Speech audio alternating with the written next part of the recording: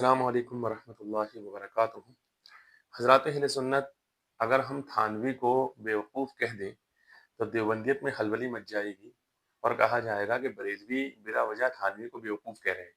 حالانکہ تھانوی بیوقوف تھا، بیوقوف ہے اور بیوقوف ہی رہے گا، اس سے انکار نہیں۔ تھانوی کو بیوقوف ہم نے نہیں کہا ہے۔ کون کہہ رہا ہے ذرا سماعت کیجئے۔ مولوی جو ان کے یہاں کا مفتی کہلاتا ہے، جس کو میں منحوس کہتا ہوں، تاریخ منحوس، وہ ایک واقعہ سنا رہا ہے۔ اس واقعے کو سماعت کرے، وہ واقعہ لکھا کس نے ہے، اس کے بارے میں کہتا ہے کہ اس بیوقوف کو لکھنے کی ضرورت کیا تھی ایسے واقعات۔ تو وہ بیوقوف کون ہے ہم بتائیں گے انشاءاللہ۔ پہلے آپ واقعہ سماعت کیجیے۔ رشید احمد گنگوہی اور حضرت قاسم نانوتوی لیٹے ہوئے تھے، ایک دوسرے کے سینے پہ ہاتھ پھیرا تو انہوں نے کہا میاں لوگ کیا کہیں گے؟ تو جواب دیا کہ کہنے دو۔ دونوں ہم جس پرستی کر رہے تھے معذرت لوگ کر رہے ہوتے ہیں، فحش مذاق بھی کرتے ہیں ایک دوسرے کے ساتھ بے تکلفی میں، وہ ایک محض مذاق کا واقعہ ہے۔ لکھنے والے کا مقصد یہ تھے کہ اتنے فری تھے کہ اس طرح کے فحش مذاق بھی آپس میں کر لیا کرتے تھے۔ اب لکھنے والے کی غلطی ہے کہ یار اگر کوئی آپس میں اتنا بے تکلف ہے، اس طرح کا مذاق کر بھی رہا ہے تو اس کو کتاب کی زینت بنانا بنتا نہیں ہے۔ وہ بیوقوف نے اس کو کتاب کی زینت بنا دی ہے۔ امتیاز بنام بھی تو بیوقوف اپنے گھر کی خبر ہی نہیں لیتا ہے، باہر والوں کو دیکھ دیکھ کر کے بولتا رہتا ہے۔ ایک واقعہ سنایا ہے۔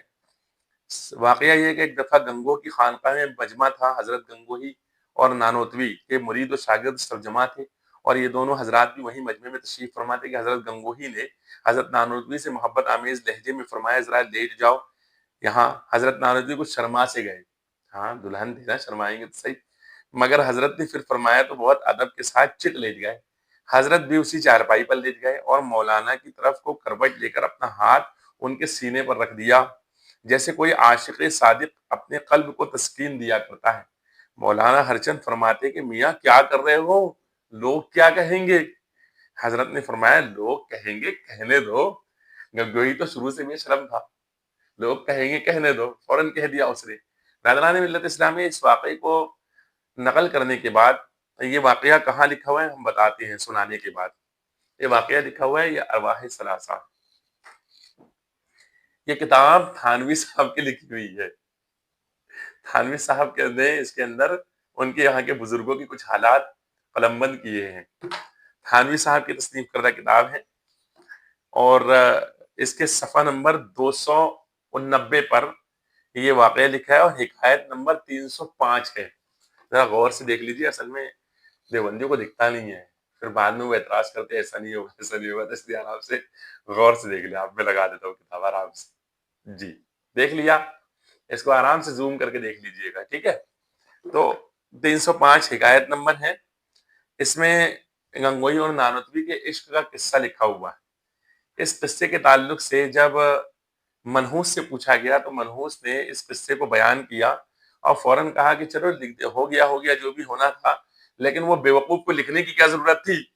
تو تھانوی کو بیوقوف منحوس نے کہا ہے۔ اب امتیاز بیچارہ جو منحوس کی بڑی تعریف کرتا رہتا ہے اور کہتا ہے کہ دنیا بھر میں بڑا کام کیا ہے اس نے دیوبندیت کا، اور بظاہر اس کے اسلام کا بڑا کام کیا ہے، اس طرح کی وہ تعریف کرتا رہتا ہے امتیاز۔ تو امتیاز سے پوچھنا چاہوں گا کہ تھانوی کو بیوقوف کہنے والا بیوقوف ہے یا تھانوی واقعی بیوقوف تھا؟ ویسے ہمارے نزدیک تو دونوں بیوقوف ہے، اس لیے کہ تھانوی بھی بیوقوف ہے، توبہ کر لیتا تو جنتی ہو جاتا، اور یہ منحوس بھی بیوقوف ہے اور امتیاز اس سے بڑا بیوقوف ہے۔ تو امتیاز سے سوال ہے، ضرور جواب دیجیے گا، اپنے گھر کے حالات کو ضرور دیکھا کرو اور دیکھ کر کے جواب بھی دیا کرو۔ تو حضرات اہل سنت، بتائیے گا آج کی ویڈیو آپ کو کیسی لگی، کمنٹ باکس کے اندر جواب دیجیے گا، اس کو آگے شیئر کیجیے، دوسروں تک پہنچائیے، اور بتائیے کہ تھانوی ایک نمبر کا بیوقوف تھا، یہ ہم نہیں کہتے، ان کے مولوی خود کہہ رہے ہیں۔